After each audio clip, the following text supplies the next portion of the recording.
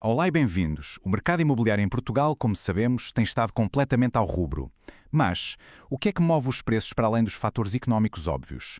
Hoje vamos mergulhar num estudo super interessante que nos mostra os atalhos mentais, os tais enviesamentos psicológicos que estão a moldar as decisões de quem investe em imobiliário por cá.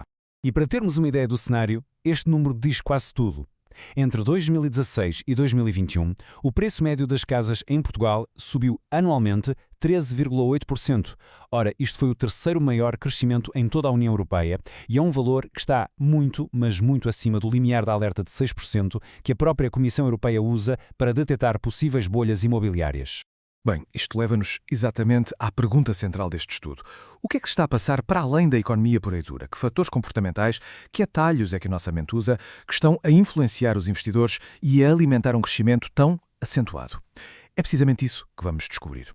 Ok, vamos então entrar na mente do investidor. Para percebermos o que vem a seguir, temos de falar de um conceito-chave das finanças comportamentais, as heurísticas. Pensa nisto de uma forma simples. São os atalhos mentais que o nosso cérebro utiliza para simplificar decisões que são, na verdade, muito complexas. Como, por exemplo, comprar uma casa. A primeira heurística é o famoso comportamento de manada. É aquele clássico, se toda a gente está a comprar, se calhar é porque é um bom negócio. Basicamente, o investidor acaba por ignorar a sua própria análise e segue a multidão, porque assume que o grupo, como um todo, sabe mais do que ele. A seguir, temos a representatividade. Isto acontece quando se avalia uma oportunidade de investimento com base num estereótipo que temos na cabeça. Por exemplo, a ideia de que investir em imobiliário no centro de Lisboa dá sempre lucro. É uma generalização que pode ignorar os dados atuais, que até podem dizer o contrário. No fundo, é julgar pela ideia pré-concebida e não pelos factos. Depois temos um par que anda quase sempre junto: a disponibilidade e a ancoragem. A disponibilidade é a tendência para darmos mais importância àquilo de que nos lembramos mais facilmente. Uma notícia recente, uma história de um amigo. E a ancoragem é quando ficamos presos à primeira informação que recebemos, como o preço inicial de um imóvel, que depois acaba por influenciar toda a negociação. E, por fim, o excesso de confiança. Este é talvez um dos enviesamentos mais perigosos. É quando o investidor acredita que tem mais informação ou mais capacidades do que a média das pessoas, o que o leva a subestimar os riscos e, claro, a tomar decisões que podem ser bem mais arriscadas. Muito bem. Agora que já temos estas bases, vamos espreitar como é que os investigadores pegaram nisto tudo. Como é que se estuda, afinal, a psicologia de um mercado inteiro? Vamos ver a metodologia, quem participou e como é que os dados foram tratados. E vamos começar por olhar para quem foi estudado. A amostra tinha 210 investidores e revela um perfil muito específico. É maioritariamente feminina, com mais de 70%. A maior parte tem entre 36 e 55 anos, tem ensino superior e rendimentos acima da média. Ora, isto é crucial, porque este perfil bate certo com o do investidor imobiliário típico em Portugal. Isso, claro, dá muito mais força aos resultados do estudo. Em termos de metodologia, e isto é especialmente interessante para quem estuda gestão ou finanças, a abordagem foi bastante robusta, feita em duas fases. Primeiro, usaram uma análise fatorial exploratória. O que é que isto faz? Agrupa as dezenas de respostas do questionário para identificar os grandes blocos de comportamento, como o excesso de confiança, por exemplo. E depois, com a modelagem de equações estruturais, construíram um mapa, um modelo, para testar as ligações de causa e efeito entre a demografia, estes blocos de comportamento e as decisões de investimento. Isso leva-nos à parte mais visual e, se calhar, mais reveladora do estudo. A seguir, vamos ver os modelos que os investigadores criaram para mapear a psicologia do investigador. Primeiro, a hipótese inicial e depois o resultado final, aquilo que os dados realmente mostraram. Este diagrama pode parecer um bocado complexo, eu sei, mas na verdade é o ponto de partida. É o mapa das hipóteses dos investigadores. Reparem, à esquerda temos os dados demográficos, género, idade, rendimento. No meio, os enviesamentos psicológicos de que falamos. E à direita, as decisões finais, focadas no preço e na localização. Cada seta representa uma possível ligação que eles queriam testar para ver o que é que influencia o quê. E aqui está o resultado. Depois de testarem todas as hipóteses, este é o mapa que os dados confirmaram.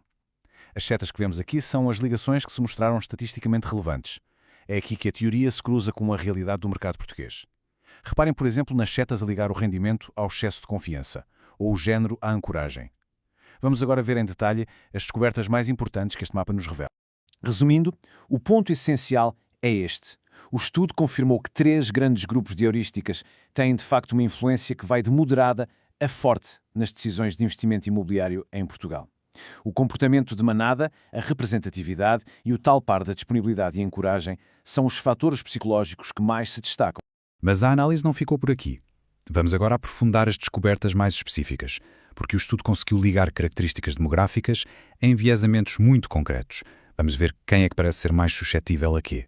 Ora, uma das conclusões que salta logo à vista é a ligação entre o rendimento e a confiança.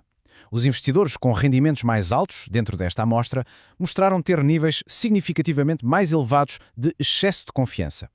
Isto parece confirmar algo que outros estudos já sugeriram: ter mais sucesso financeiro pode levar-nos a sobreestimar as nossas próprias capacidades.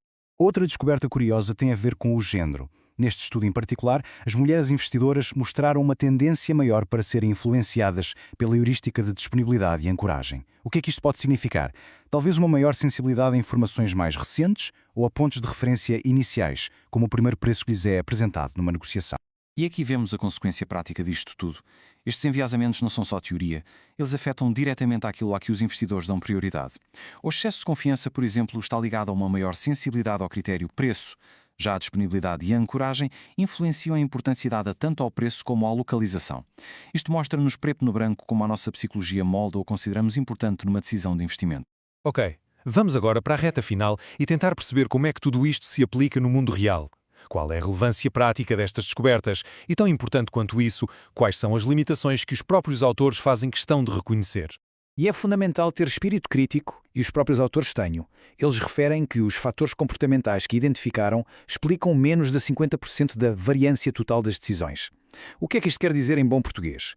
Quer dizer que a psicologia é muito importante, sim, mas não explica tudo. Fatores económicos clássicos e outras variáveis racionais continuam, obviamente, a ter um peso enorme.